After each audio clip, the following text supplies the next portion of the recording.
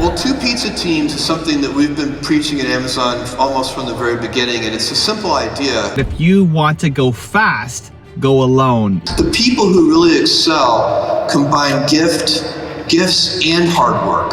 And the hard work part is a choice. You get to decide that.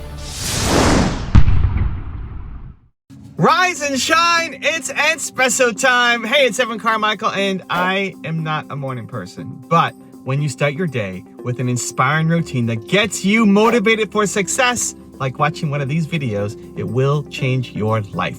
So let's start your day off right together. Grab your coffee, know that I believe in you, and get ready for a shot of Entspresso from Jeff Bezos. I wake up every morning. Espresso keep me going. I wake up every morning. Well, two pizza teams is something that we've been preaching at Amazon almost from the very beginning, and it's a simple idea, which is no team should be so large that it cannot be fed with just two pizzas. And so obviously to do great things you need big teams, but you need to subdivide them. And the reason that it's so helpful is because there's a natural, we humans grew up around campfires and telling each other stories, and you're sitting at tables tonight that have about 10 people at each table. 10 people, maybe 12 people, is the perfect size to have a natural human coordination without a lot of structure. And if you want to have a big group of 100 people or 500 people organized, you have to have a lot of structure to make that work. And so if you can arrange to do big things with a multitude of small teams, and that takes a lot of effort to organize that way, but if you can figure that out, the communication on those small teams will be very natural and easy. So there's a fairly common expression in the business world that if you want to go fast, go alone. If you want to go far, go with a team. And I think it's really important because entrepreneurs struggle with building teams. I struggled so much with building a team at the beginning, and it's easy to want to quit on it. It's easy to, when that first person you hire doesn't work out, right? That they don't work out. We put so much energy, effort. I'm finally going to hire somebody, and then they don't work out. It's very easy to then retreat, to then go back inside our cave and say, that's it, I'm just gonna do it myself, because when I do it myself, at least it gets done, right? That cannot be your mindset if you wanna go build something big. And I think you've got big dreams, big goals, big ambitions. You wanna make a big change. If you're watching this channel, you want to make a big change in the world. That's why you're here. Come on now, Believe Nation. And so that will require you to have a team. Now, maybe you can't get there yet. Maybe you can't afford it now. That's okay. But we're building ambitions, we're building aspirations to get there. So I've now got 35 people on the team. That sounds crazy. I know it's not Jeff Bezos, Amazon level, but it sounds crazy for what I used to be and how small I used to think. And collectively, holy cow, my team is so important. You know, I couldn't do most of the things that they do, and there's no way we could be pumping out the amount of content that we're doing or working on the amount of projects that we are without my team. They're amazing. I might be the face for what happens, but they're doing a lot of the work, editing this video, researching this video, putting together the clip so that all I have to do is get in my car, go to my Evernote and find all the files and just start recording. They allow me to be massively productive and then also to serve, that we can reach more people, we can help more people. When it was just me all by myself, I was making a video a week. If you go back on my channel, back in the early days, it was just me doing everything. It was a video a week. And then the first person I hired was a part-time editor, and that let me go to a video a day. And then as I continued hiring more people and building out the team, we could make more content and produce more videos and build up the website and create programs like Movement Makers and create books, and all the stuff that ends up being what I'm doing now is because of the team of 35 amazing humans. So how do you go from the starting point to there? I can't tell you how to go to Jeff Bezos level, but how do you go from being a solopreneur to having 35 people on the team? I can help you with that, and let's dive in and give some tactical solutions. So first is the awareness that you need to have a team. The mindset that your business is worth it, your vision is worth it, that you can develop the skills to get good at managing. A lot of people feel like, I'm not good at managing people. I suck at managing people. You can't get good. All it takes is caring, and you care. You have to bring on people who, fit the mold of the type of people that you want to work with, but you can be a great manager because it's just about caring. 2, you hire for the people who have the same vision and same or similar values to you, but have different skill sets. So this is the challenge, is we tend to want to hire people who are like us. That's not who you need from a skill set perspective. I don't need somebody else in front of the camera. I need all the people who make the behind the camera stuff work, right? But they have to have similar values. So doing a core values exercise for yourself first is really important. If you need help, look up Built to Serve, look up your one word that has a blueprint for you. There's a lot of people who hire based off of just that. Like, hey, go read Built to Serve and tell me what your one word is, your most important core value. Most people ignore that. Most people, when they're hiring somebody, especially at the beginning when you don't know anything about hiring, they hire people based off of just the skills. Like, I need a video editor. Great. Oh, you can edit video? Perfect. You're hired. And then you get into all sorts of conflicts because they have different value system than you do. So you need to hire for the values first and the skills second, because the skills can always be trained and improved. Values, you can't. You don't want to have to teach somebody your values and expect them to fit in. You want to find people who fit in already and have the skill sets ideally, and not you teach them the skill sets. 3, I would start by hiring somebody part-time, just to get you used to the fact of managing somebody. Because when you hire somebody full-time at the beginning, here's what happens. You expect that person to solve all your problems, right? Like, I'm going to hire this person. They're going to do all this stuff for me. It's great. It's going to free up all my time. And then I can focus on bigger picture stuff. Yes, but that doesn't happen right away. In the short term, you actually lose time because you have to train them on how to do things. You have to teach them. You have to be patient. You have to expect them to make mistakes because they don't know what they're doing yet. And that's a reflection of you either hiring the right person, or 2, actually training them to know what they're supposed to be doing. Most entrepreneurs don't spend enough time training people at the beginning because you're so overstressed, overworked, and then you get frustrated when this person can't solve the problems. Like, just do your job. Like, but did you train them to do the job? What if they have questions? And again, expect them to make mistakes. So that's why I think when you hire somebody part-time, it's easier because you can give them just one task to get going that relieves some pressure from you. The training isn't overwhelming, and it allows you to practice being a manager, to being a mentor, to being a leader. The other thing that hiring part-time does is it gives you the ability to start sooner. A lot of people don't hire somebody because they feel, I need to hire somebody full-time, but I can't afford a full-time salary for anybody yet. Great, you don't need to be able to afford a full-time salary. You can hire somebody part-time, and maybe that allows you to start right now, or maybe that allows you to start in 3 months instead of 2 years, right? So it allows you to start sooner, and it allows you to start developing the skills in a low-risk, easy way. So I'm a big fan of starting small and hiring part-time. The first person I hired was for 1 hour a day back in like my original business, my software company, 1 hour per day. And that freed up ultimately an hour and a half of my time because he was better at the task than I was, so he could do it faster. And that's how he started getting my managerial leadership, mentorship chops down.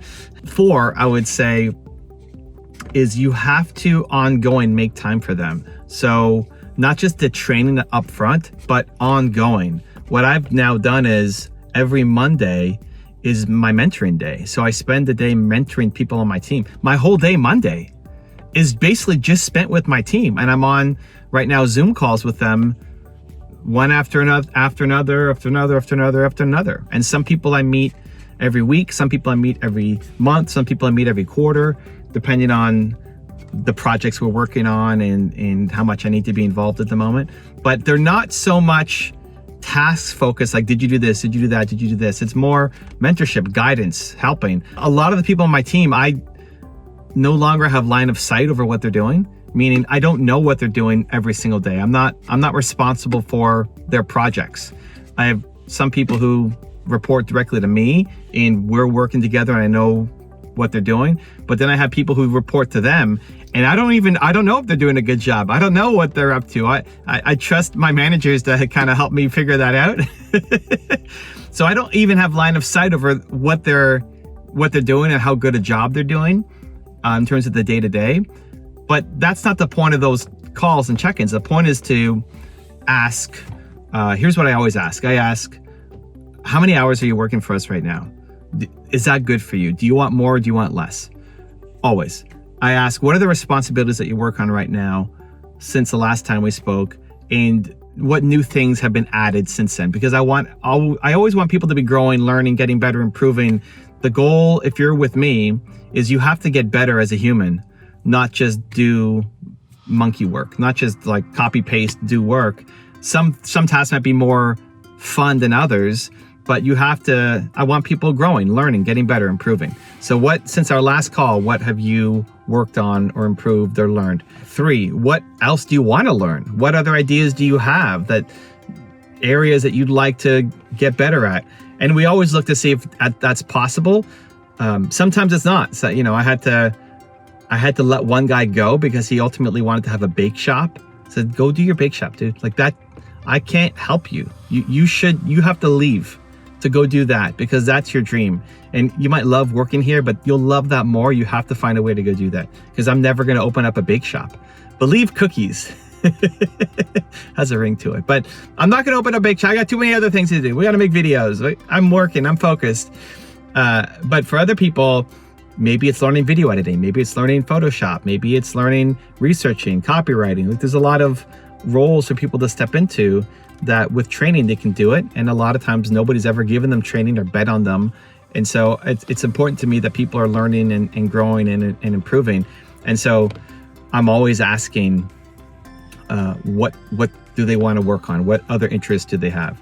And then most of the rest of the conversation is listening to them, just caring about them, just asking them how they're doing, just seeing what's going on in their city or country if they're not in the same city as you. Just caring about them as a human, and that may not come natural. I know for me, it's easy just to dive into work all the time. I force myself to think, hey, how's this person doing?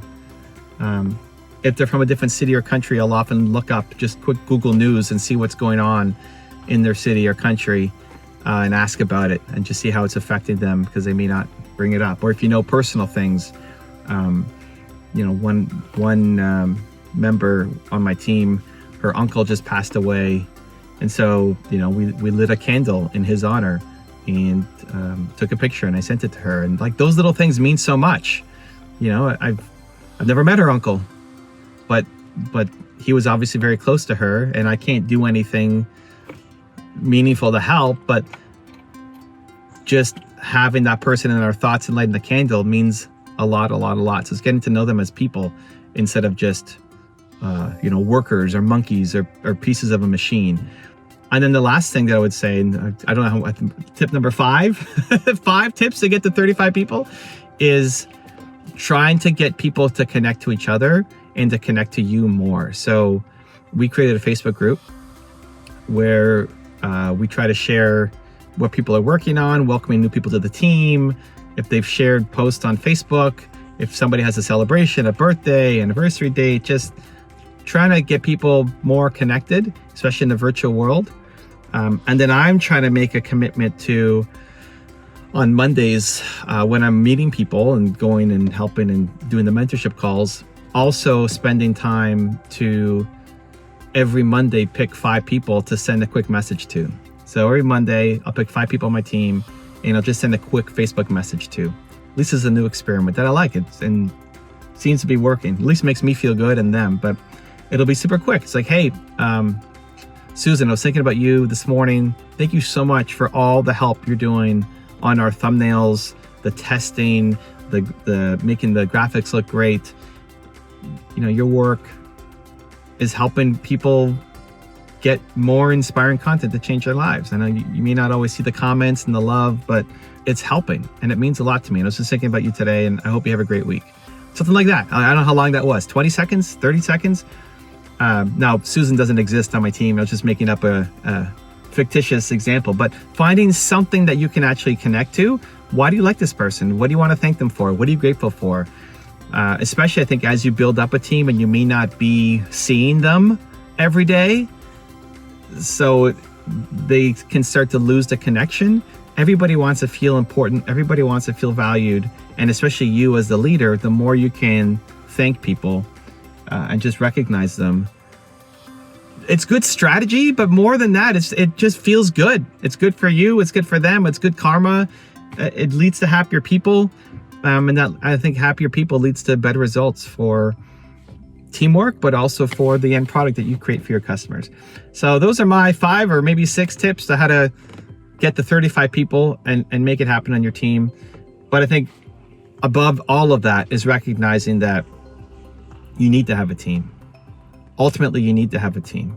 And if you've tried to have a team and it didn't work out, don't feel like a failure. Most people's first hires are not with the company anymore. You look at employee number 1 at most companies, they left early. So it's not you as a failure. It's the path for most entrepreneurs. You've never hired before. So don't expect to be great at it the first time out. You have to learn this skill. You have to get better at it. If you've got a big mission, a big vision, and if you want to go fast, you go by yourself. But if you want to go far, you go with a team. Now, I've got some special bonus clips that I think you're going to enjoy. But before that, it's time for the question of the day. I want to know, what was your single biggest takeaway from this video and your plan of action for the next week? When you watch a video and just get motivated, the science says you have a 35% chance of following through. That's it. 35%. That's not enough. Guys, we're here. You have a mission. You have to take action and build something important. But when you get motivated and then create a specific plan of action outlining how you're going to do it, you have a 91% chance of following through. And when you commit publicly to others, it jumps to 95%. That's what I want for you. So, question of the day, your single biggest takeaway from this video and your plan of action for the next week, put it down in the comments below so I can celebrate you. Also, if you want to have more self-confidence, self-love, self-belief, check out my 254 series. The science says it can take up to 254 days of consecutive action to build a new habit. So I've created a new free training to help you get there. I'm going to be with you every step of the way and send you an unlisted video for free to your email to help you shift your self-belief forward. The link to sign up for free is in the description below. If everything has to work in 2 to 3 years, then that limits what you can do. If you absolutely can't tolerate critics, then don't do anything new or interesting. The number one thing that has made us successful by far is obsessive, compulsive focus on the customer. One of the key things about lean, defect reduction, being efficient, not letting defects travel downstream in any process. If you're going to eliminate waste, or as the Japanese call it, muda, you have to have information. And the data center has historically been an information-free zone as far as application developers are concerned. You would write code and you have no idea how it's consuming resources. You're too insulated because you're in a pool of resources and you can't meter it. One of the biggest, still unappreciated benefits of AWS is that application developers get a real sense of which inner loop is driving all the cost. Yeah. And that's a big deal. So that's just starting to, that's one of the ways that this approach to infrastructure dramatically reduces costs. In our data center, in our fulfillment centers and in our customer service centers, we have, we're always seeking to keep defects from moving downstream. So this is a principle that was probably best applied in the first best applied by Toyota. And they had this idea of that they call the andon cord, which basically any factory worker could pull the cord and stop the whole automobile manufacturing line. And for old school auto manufacturing companies, that was considered crazy, absolutely insane. In fact, the opposite principle was typically at work, which is you did everything possible to keep that line running. And here Toyota flipped that on its head and they said, look, anytime there's a defect, no matter how small, we want you to pull the cord and stop the whole line. And stopping things, you know, if you do that in a line that has a lot of defects, initially you get a lot of and-on cord pulls and it's very expensive. But over time, if you use that approach, you eliminate the defects closer and closer to the source. And the people who are fans of lean manufacturing and these kinds of techniques take almost as an article of faith, although there's a lot of evidence to support this in very diverse industries, that the further a defect travels downstream, the more expensive it becomes to fix. And so you want to stop those things. You don't want them to repeat and happen over and over. Sometimes, you know, we expand into new areas in two ways. One is kind of, you know, from a customer need. We will work from a customer need to the skills that we need. And the other one is skills forward, from a skill set we have to a new set of customers. So Kindle is an example of a customer need, and, you know, so we don't have any hardware skills. We've been doing this for 10 years now, but we'll go back and if you go back in time 10 years, we had no hardware team. We had to hire somebody to lead our hardware group and then build a hardware team and build some institutional competence at it and so on. That's a customer need backwards approach. And then skills forward, a great example of that is Amazon Web Services. We had the skills to do AWS. We had probably more distributed computing expertise than anybody else in the world because of the transactions. Transaction systems are so complicated and hard to build, and we had a service-oriented architecture of great complexity, probably before anybody else. And so we could kind of, because we were doing that, we could kind of see the future a little bit, and decided to build AWS, which has turned into, you know, a huge business in its own right. And that is, you know, if you were always, business is very situational. And so rules of thumb are good, but they have to be applied to the right situation. So sometimes the old maxim that you should stick to the knitting is correct, but sometimes the adage that you should stick to the knitting is wrong.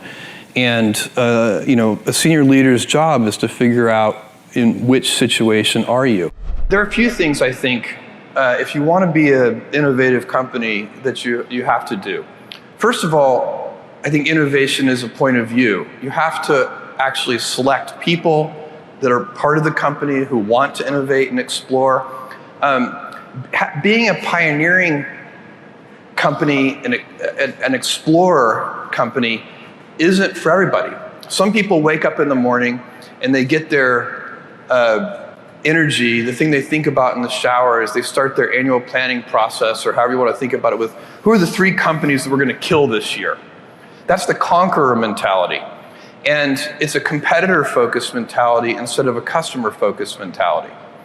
And there's nothing, that mentality can succeed, by the way. So I'm not claiming, you know, the pioneering explorer approach is the only effective one. But when you attract people who have the DNA of pioneers and the DNA of explorers, you build a company of like-minded people who want to invent. And that's what they think about when they get up in the morning. How are we going to work backwards from customers and build a great service or a great product? That's a key element to invention. And that part is fun, by the way. So if you're the right kind of person and you like to invent, and you like change, everything you see as you move about the world, you think how it could be improved, that's just fun. And we at Amazon, we've over the last 18 plus years attracted a bunch of people like that, and we have a ton of fun doing it. Any young person, even before they start their career, is to really think about their choices, because I find young people, and when I was young, I made this mistake too.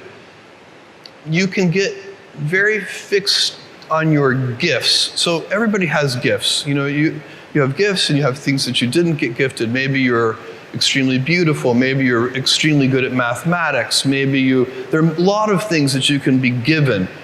But those things can confuse you because they're not the things that construct your life. It's your choices that construct your life, not your gifts. You can celebrate your gifts. Be proud of them. Be happy of them. Actually, don't be proud of them. Be celebratory of them. But you can't be proud because they're gifts. They were given to you. You didn't earn them. You can only be proud of the things you earn. And so as I got older, I started to realize I wasn't proud of my gifts. I was always good at school. School was always easy for me. And I was always proud that I was a great student. I got A's in all my classes. I was good at math, all of that. And I thought that's who I was. But it's not true.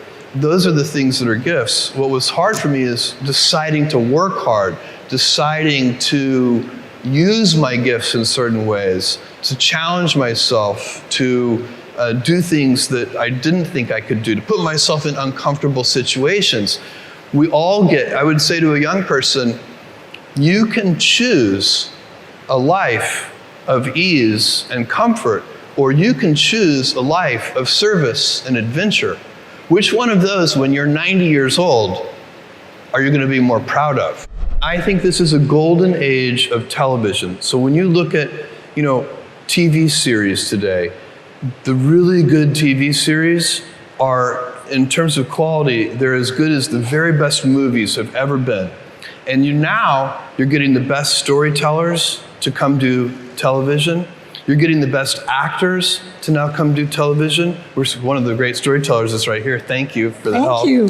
And this is a big deal when you can get the very best people, because this is one of those businesses where the viewer is always looking for something a little fresh.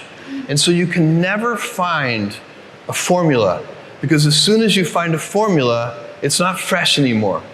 They're always looking for something a little new. So it really takes human ingenuity. It takes people. The storytellers have to be in touch with the zeitgeist. And what I want Amazon Studios to be all over the world, I want us to be known as the most talent-friendly studio in the world. And the reason you need to do that, thank you,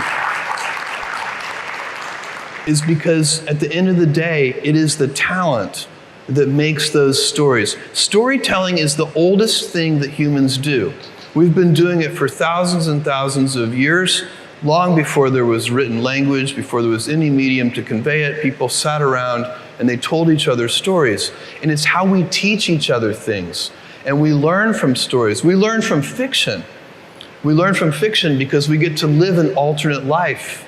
In that moment, you watch this and you're learning.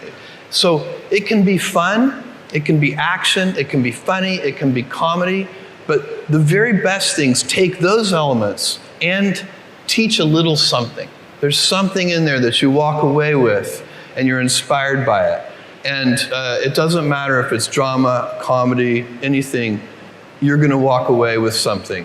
And there needs to be lightness. You can't watch something that's just all heavy and you're like, oh my God, I wanna kill myself now. There also has to be that gesture. There has to be somebody who brings you out and lets you breathe a little bit. So this is so hard to do.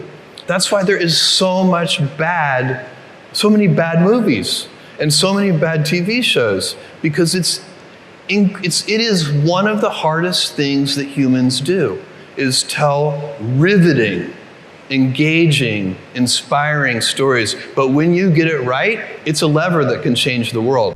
My job, one of my jobs as the leader of Amazon, is to encourage people to be bold. And people love to focus on things that aren't yet working. And that's good, it's human nature. That kind of divine discontent can be very helpful. But it's incredibly hard to get people to take bold bets. And you need to encourage that. And if you're gonna take bold bets, they're going to be experiments, and if they're experiments, you don't know ahead of time whether they're going to work. Experiments are, by their very nature, prone to failure. But a few big successes compensate for dozens and dozens of things that didn't work. So, bold bets, AWS, Kindle, Amazon Prime, our third-party seller business, All of those things are examples of bold bets that did work, and they pay for a lot of experiments. I've made billions of dollars of failures at Amazon.com, literally billions of dollars of failures. And you might remember Pets.com or Cosmo, or give myself a root canal with no anesthesia very easily. None of those things are fun, but they don't matter. What really matters is companies that don't continue to experiment, companies that don't embrace failure, they eventually get in a desperate position where the only thing they can do is make a kind of Hail Mary bet at the very end of their corporate existence. Whereas companies that are, making bets all along, even, big bets, but not bet the company bets. I don't believe in bet the company bets. That's when you're desperate. That's the last thing you can do. I spent an unusual amount of time with my grandparents, and especially with my grandfather on the ranch. So he had a ranch in South Texas, and I would spend my summers there from age 4 to 16. And when I was 4, they were taking me for the summer to kind of give my parents a break, sort of because they were so young. And it was useful. I was a handful, I'm sure. And anyway, he created the illusion for me when I was 4 years old that I was helping him on the ranch, which of course could not have been true, but I believed it. And then by the time I was 16, of course, I was actually helping on the ranch. I can fix prolapsed cattle. We did all of our own veterinary work. Some of the cattle even survived. And we fixed windmills and laid, water pipelines and built fences and barns and fixed the bulldozer that you guys talked about. And so one of the things that's so interesting about that lifestyle and about my grandfather is he did everything himself. He didn't call a vet if one of the animals was sick. He figured out what to do himself. And so what does it mean? No delegation? Being resourceful, I think, is that you can't, if there's a problem, there's a solution. And of course, as you mature and get into the business world and anything you do on a team, you very quickly realize that it's not about just your own resourcefulness, it's about team resourcefulness, and how does that work? One of them is you have to have a willingness to fail. You have to have a willingness to be misunderstood for long periods of time. If you do something in a new way, and I don't care what it is, people are initially going to misunderstand it relative to the traditional way. And there'll be well-meaning critics who, genuinely want the best outcome, but they're worried about this new way. And there'll also be, of course, self-interested critics who have a vested interest in the traditional, they have some profit stream tied to the traditional way. But doing things, if you never want to be criticized, for goodness sake, don't do anything new. So it's okay though, if you have a willingness to be misunderstood for long periods of time, if you have a willingness to fail, then what you can do is you can ramp up your rate of experimentation. So successful invention is inventions that customers care about. It's actually relatively easy to invent new things that customers don't care about. But successful invention, if you want to do a lot of that, you basically have to increase your rate of experimentation.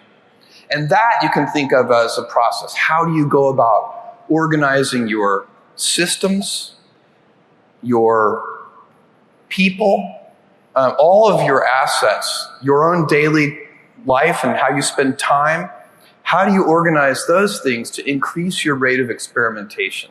Because not all of your experiments are going to work. You don't choose your passions choose you. And all of us are gifted with certain passions, and the people who are lucky are the ones who get to follow those things. And I always advise our young employees, I meet with interns and so on, you can have, and my kids too, you can have a job, or you can have a career, or you can have a calling. And if you can somehow figure out how to have a calling, you have hit the jackpot. I think this is a golden age of television. So when you look at, TV series today, the really good TV series are, in terms of quality, they're as good as the very best movies have ever been. And you're getting the best storytellers to come do television. You're getting the best actors to now come do television. One of the great storytellers is right here. Thank you for the help. Thank you. And this is a big deal when you can get the very best people, because this is one of those businesses where the viewer is always looking for something a little fresh. And so you can never find a formula, because as soon as you find a formula, it's not fresh anymore. They're always looking for something a little new. So it really takes human ingenuity. It takes people. The storytellers have to be in touch with the zeitgeist. And what I want Amazon Studios to be all over the world, I want us to be known as the most talent-friendly studio in the world. And the reason you need to do that, thank you, is because at the end of the day, it is the talent that makes those stories. Storytelling is the oldest thing that humans do. We've been doing it for thousands and thousands of years. Long before there was written language, before there was any medium to convey it, people sat around and they told each other stories. And it's how we teach each other things. And we learn from stories. We learn from fiction. We learn from fiction because we get to live an alternate life. In that moment, you watch this and you're learning. So it can be fun, it can be action, it can be funny, it can be comedy, but the very best things take those elements and teach a little something. There's something in there that you walk away with and you're inspired by it. And it doesn't matter if it's drama, comedy, anything, you're gonna walk away with something. And there needs to be lightness. You can't watch something that's just all heavy and you're like, oh my God, I want to kill myself now. There also has to be that gesture. There has to be somebody who brings you out and lets you breathe a little bit. So this is so hard to do. That's why there is so many bad movies and so many bad TV shows, because it is one of the hardest things that humans do, is tell riveting, engaging, inspiring stories. But when you get it right, it's a lever that can change the world. We all get gifts. We get certain things in our life that are that we're very lucky about. And one of the most powerful one is who your early role models are. They could be your was your parents. grandfather. It was, in a big sense. My mom and dad, but my grandfather too. And my mom had me when she was 17 years old, and she was still in high school in Albuquerque, New Mexico. And this is in 1964. I can assure you that being a pregnant teenager in high school was not cool in Albuquerque, New Mexico at that time. And so it was difficult for her. My grandfather went to bat for her when they tried to kick her out of school, and they're incredible. So the gift I had is I had this incredible family. Now that you have about 600,000 employees, I calculated you're adding about 250 people a day. You've mentioned that you're trying to fend off day two. Yeah. And you said that day two is stasis, followed by irrelevance, followed by excruciatingly painful decline, followed by death. That is why it is always day one. Yeah. How's that work? Well, so day one, this is a phrase that we use at Amazon all the time. I've been using it in my first annual shareholder letter from 20 years ago. And we say it's always day one. And it needs to be day one for the reason that you just mentioned. So the real question for me is, how do you go about maintaining a day one culture? It's great to have the scale of Amazon. We have financial resources. We have lots of brilliant people. We can accomplish great things. We have global scope. We have operations all over the world. But the downside of that is that you can lose your nimbleness. You can lose your entrepreneurial spirit. You can lose that kind of heart that small companies often have. And so if you could have the best of both worlds, if you can have that entrepreneurial spirit and heart, while at the same time having all the advantages that come with scale and scope, I think think of the things that you could do. And so the question is, how do you achieve that? The scale is good because it makes you robust. You know, a big boxer can take a punch to the head. The question is, you also want to dodge those punches. So you'd like to be nimble. You want to be big and nimble. And I find that there are a lot of things that are protective of the day one mentality. I already spent some time on one of them, which is customer obsession. I think that's the most important thing. If you can, and it gets harder as you get bigger. When you're a little tiny company, say you're a 10-person startup company, every single person in the company is focused on the customer. When you get to be a bigger company, you've got middle managers and you've got all these layers, and those people aren't on the front lines. They're not interacting with customers every day. They're insulated from customers, and they start to manage not the customer happiness directly, but they start to manage through proxies like metrics and processes, and some of those things can become bureaucratic. So it's very challenging. But one of the things that happens is the decision-making velocity slows down. And I think one of the reasons that happens is that people, all, say, junior executives inside the big company start to model all decisions as if they are heavyweight, irreversible, highly consequential decisions. And so even two-way doors, you make a decision, it's the wrong decision, you can just back up and back through the door and try again. Even those reversible decisions start to be made with heavyweight processes. And so you can teach people that these pitfalls and traps, and then teach them to avoid those traps. And that's what we're trying to do at Amazon, so that we can maintain our inventiveness and our heart and our kind of small company spirit, even as we have the scale and scope of a larger company. It's easy to have ideas. It's very hard to turn an idea into a successful product. There are a lot of steps in between, and it takes persistence, relentlessness. So I always tell people who are, who think they want to be entrepreneurs, you need a combination of stubborn relentlessness and flexibility. And you have to know when to be which. And basically, you need to be stubborn on your vision, because otherwise it'll be too easy to give up. But you need to be very flexible on the details, because as you go along pursuing your vision, you'll find that some of your preconceptions were wrong, and you're going to need to be able to change those things. So I think taking an idea successfully all the way to the market and turning it into a real product that people care about and that really improves people's lives is a lot of hard work. We do so many different things. So this is a question I sometimes get.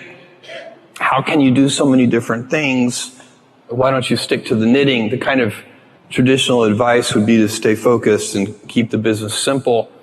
And the way I think about this is we actually do stick to one thing. It's just not described. It's not the business itself. We do web services, which is, big enterprises buying compute services from us, and we have our retail business, and we have Amazon Studios, which is making original content, and Amazon Go, the things you listed.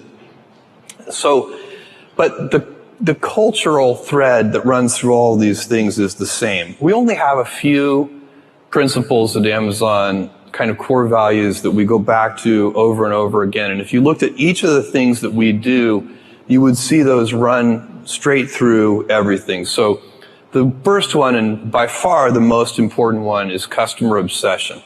And we talk about it as customer obsession as opposed to competitor obsession. And I have seen over and over again companies talk about that they're customer focused, but really when I pay close attention to them, I believe they are competitor focused. And that's just a completely different mentality. By the way, competitor focus can work, but I don't think it works in the long run as well as customer focused. For one thing, once you're the leader, if your whole culture is competitor obsessed, it's kind of hard to stay energized and motivated if you're out in front. Whereas customers are always unsatisfied. They're always discontent. They always want more. And so no matter how far you get out there in front of your competitors, you're still behind your customers. So they're always pulling you along. So customer obsession is a deep principle that underlies everything we do. Another one is eagerness to invent. So we love to pioneer. And when we have done, by the way, whenever we have tried to do something in a kind of Me Too fashion, we have failed at it. We need to have something that is differentiated, unique, something that customers are going to like, that we're kind of leading with. So that's another element that works for us.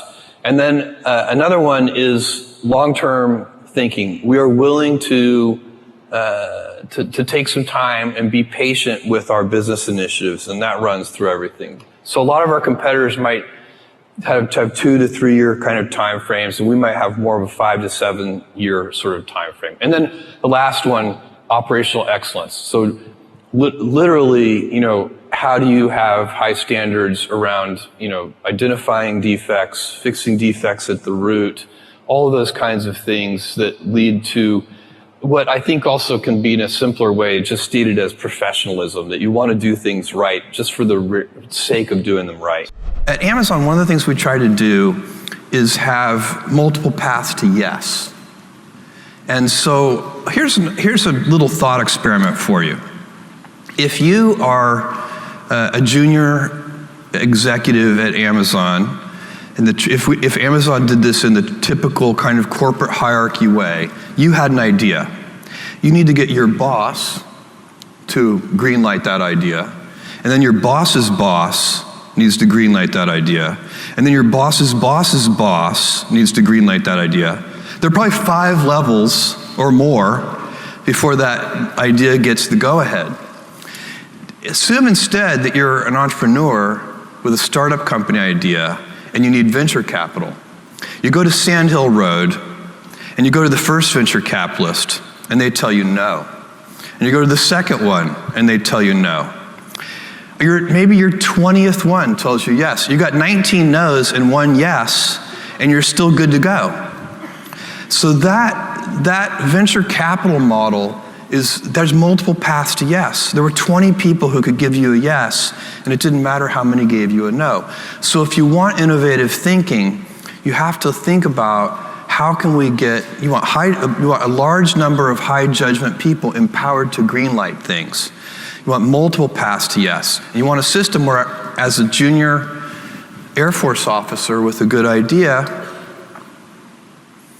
the first 5 people tell me no, and somehow I can still go pursue that idea.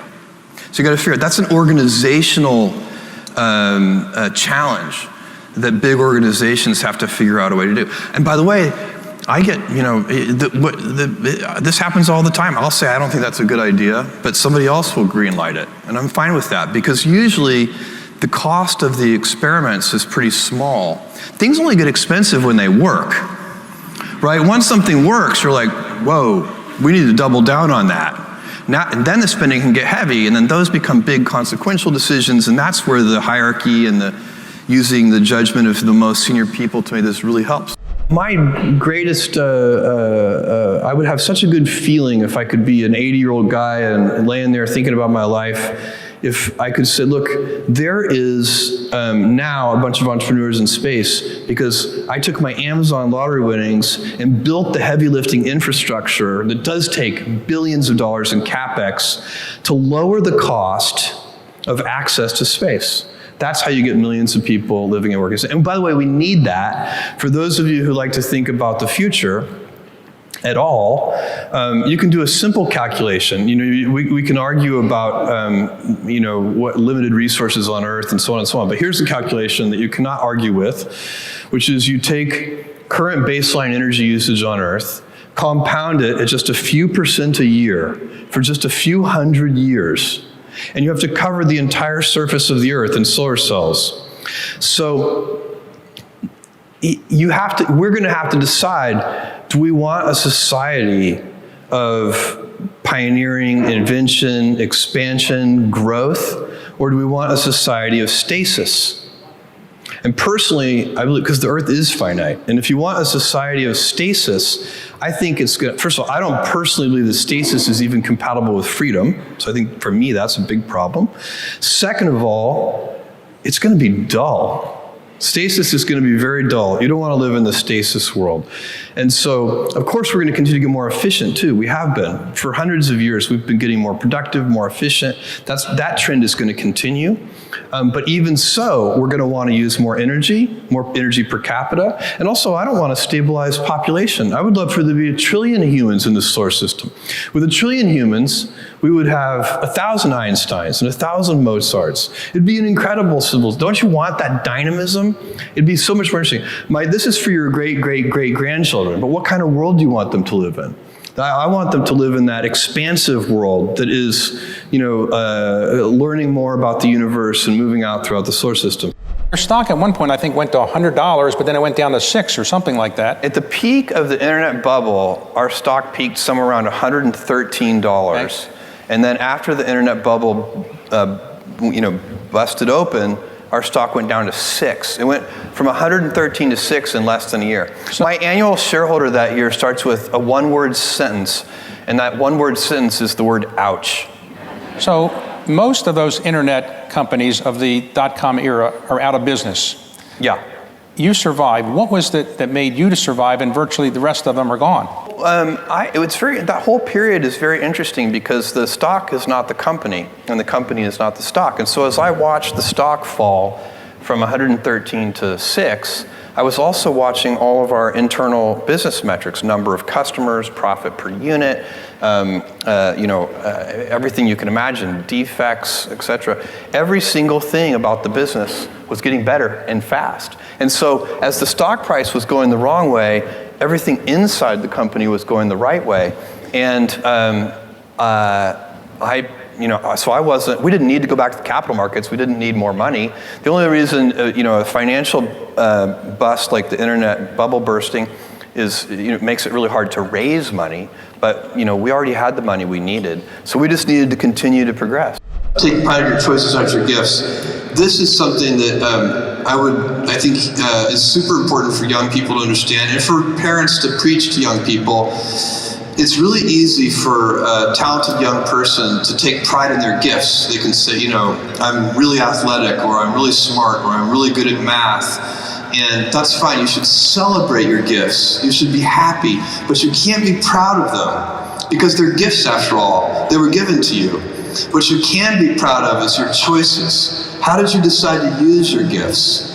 Did you study hard? Did you work hard? Did you practice? The people who really excel combine gifts and hard work.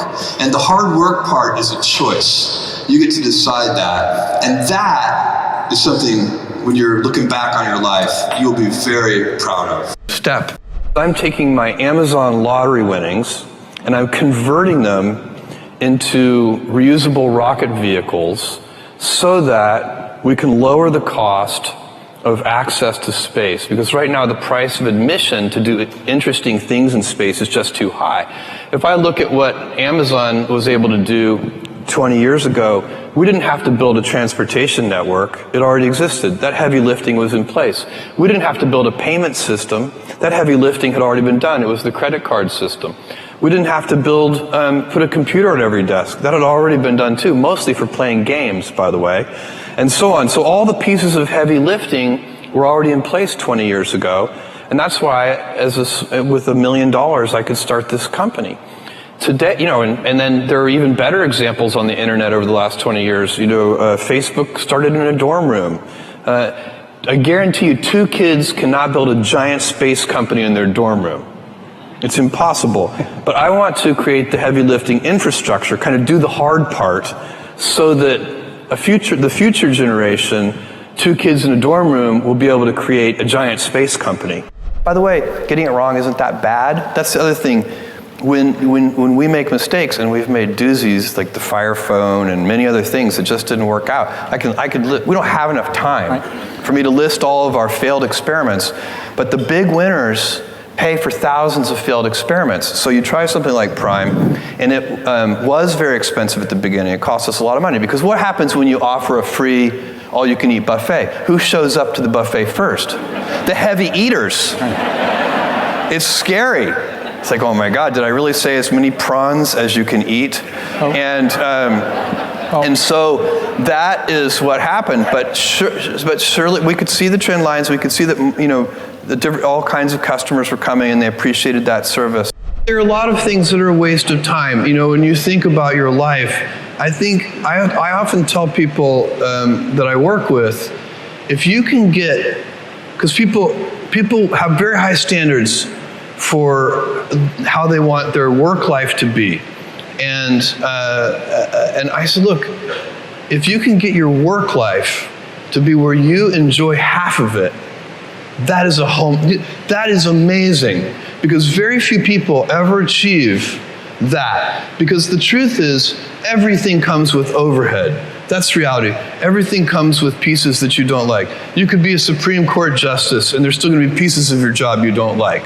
You can be a university professor and it's still going to be, you have to go to committee meetings and you have to do things. You know, every job comes with pieces you don't like. And we need to say, that's just that's part of it. And not resent those pieces, or try not to, but also try to minimize them.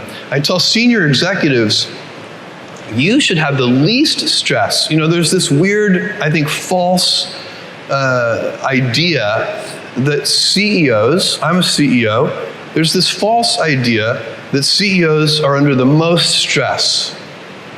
Well, I look at that, I'm like, why? You're in charge. Why don't you delegate the stress? It's your choice. And so you have to figure out how to set up your life in such a way that you can minimize the things. And I find people don't dislike hard work. What people dislike is being out of control. Like they can't control their life. They can't control their environment. This happens to me when I get overscheduled. I hate being overscheduled. I want some time to be able to think and free myself. We all have the same amount of time in the world. Nobody has more time than anybody else. And when you become a very successful person, one of the things, you start to get overscheduled. You have this event, you had to agree to do this, and maybe last night you were like, why did I agree to do this? I have to go on stage tomorrow.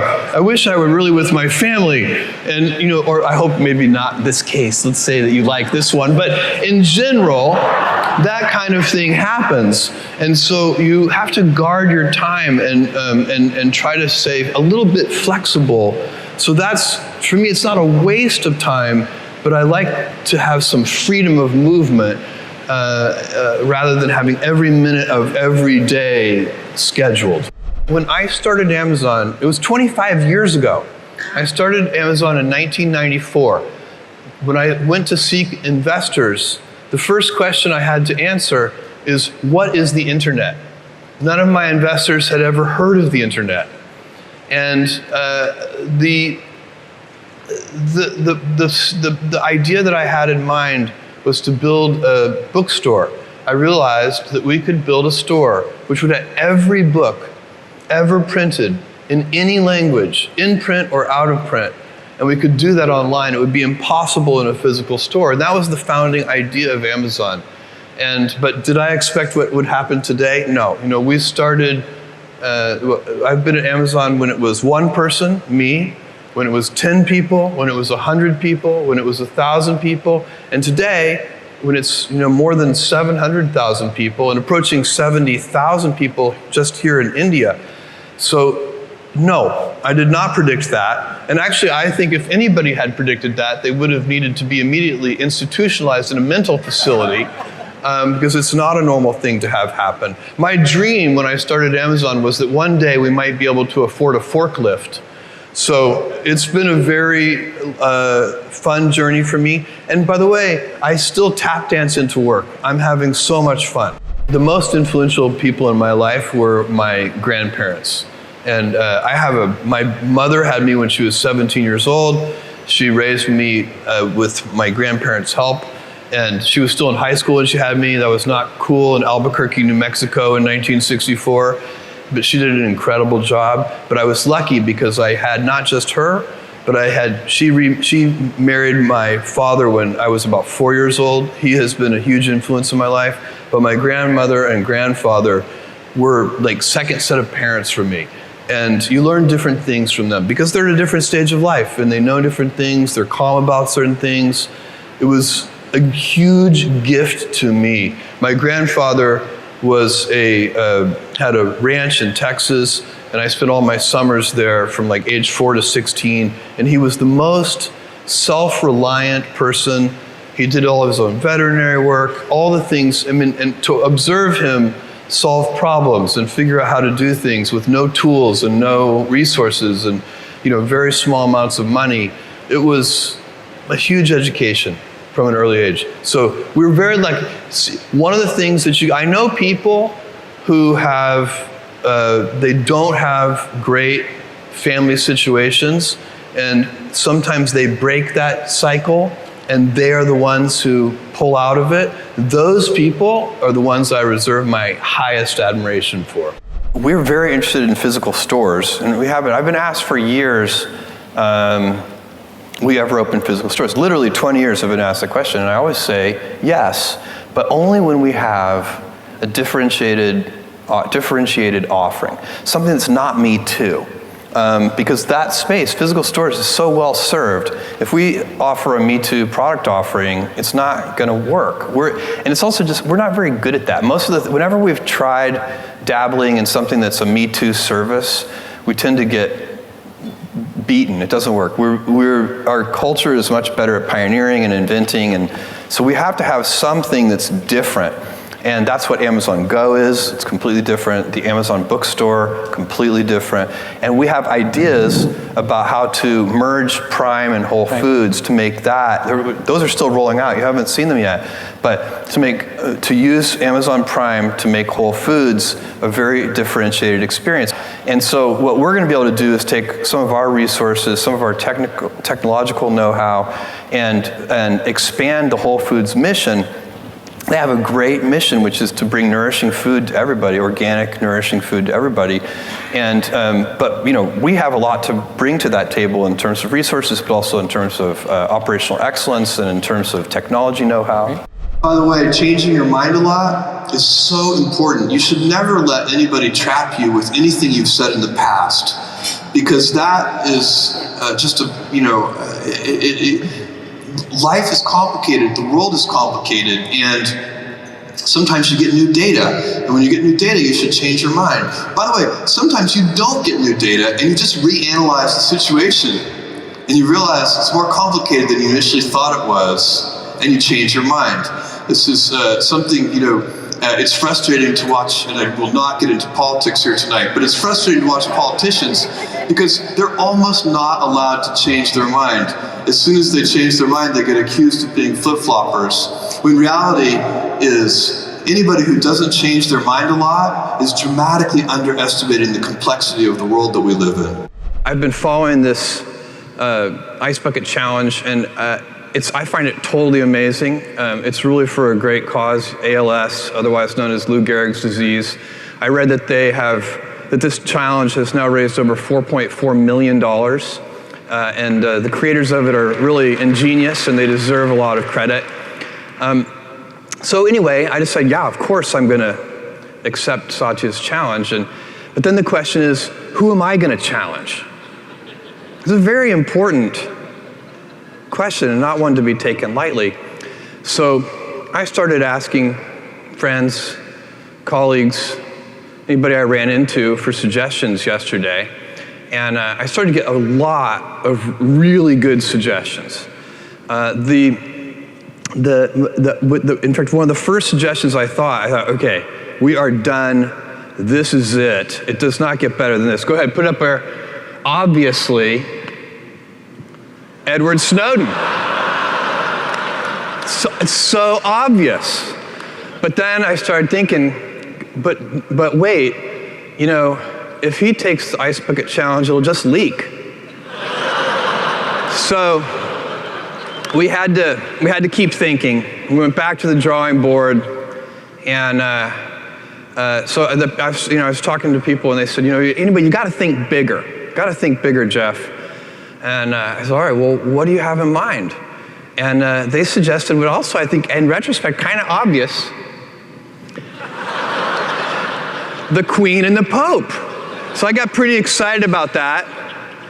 And, but then I thought, this will never work. These people wear hats. So I had to give up on that idea as much as I loved it. And we kept brainstorming. And then finally somebody suggested what I thought would be a surefire winner. Go ahead, bring him up on the screen. Kim Jong-un. I mean, really, that would be incredible. It combines everything one might hope for in somebody to challenge for the ALS Ice Bucket Challenge. And so I was very excited about this, but then unfortunately somebody pointed out it would actually be very difficult to even get the message to him because he's just not big on Twitter or Facebook. He's just doesn't really like it. So anyway, at the end of the day, I decided I would just go super personal, go way back into the past to some true childhood heroes in a real passion of mine space. And I am going to challenge, go ahead, William Shatner and Patrick Stewart and George Takei. Guys, you have 24 hours to accept the Ice Bucket Challenge.